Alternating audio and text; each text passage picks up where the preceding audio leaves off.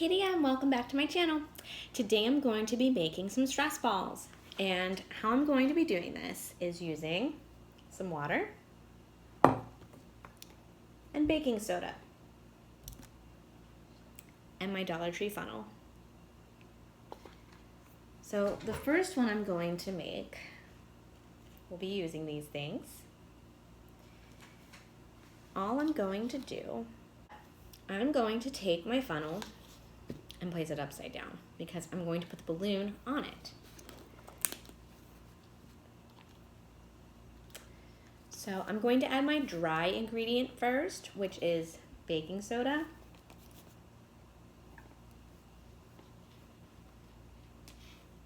And if you're looking for measurements, I'm literally just eyeballing it. I'm just trying to make it so that there's enough that when I add water to it, it kind of gets that oobleck feeling.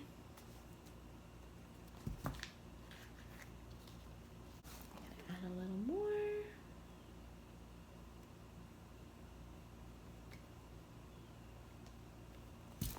Even be too much. Yes, it's a little too much. If you end up with too much, and too much is if it's all the way to the top of the opening of the balloon, you can just dump it back out. It's not coming out too fast because it's a balloon, and that's helping to slow it down a little. All right. So quite honestly, if you leave it just as is, this does give you a nice stress ball feeling. But I am going to take it one step further to add a little bit of water.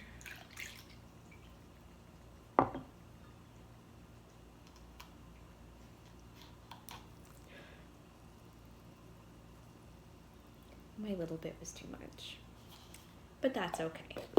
So I think that's about where I want it. Go ahead and tie it.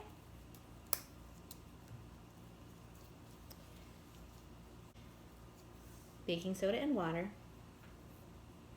For my next stress ball, I'm going to be making one using water beads. It will not take a lot of water beads.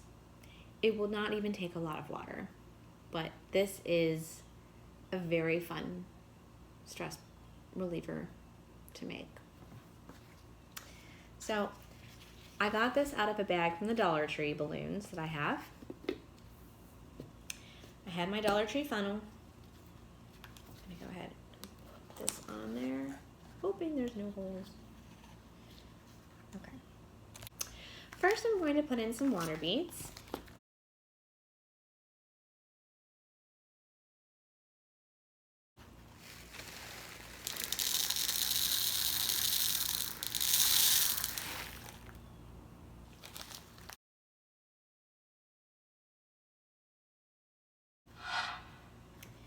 I'm going to go ahead and add some water.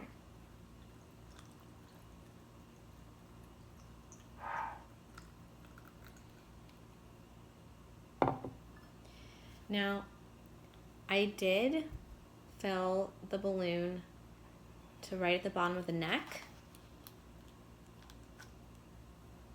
And as you can see, it was a little too much, but that's okay.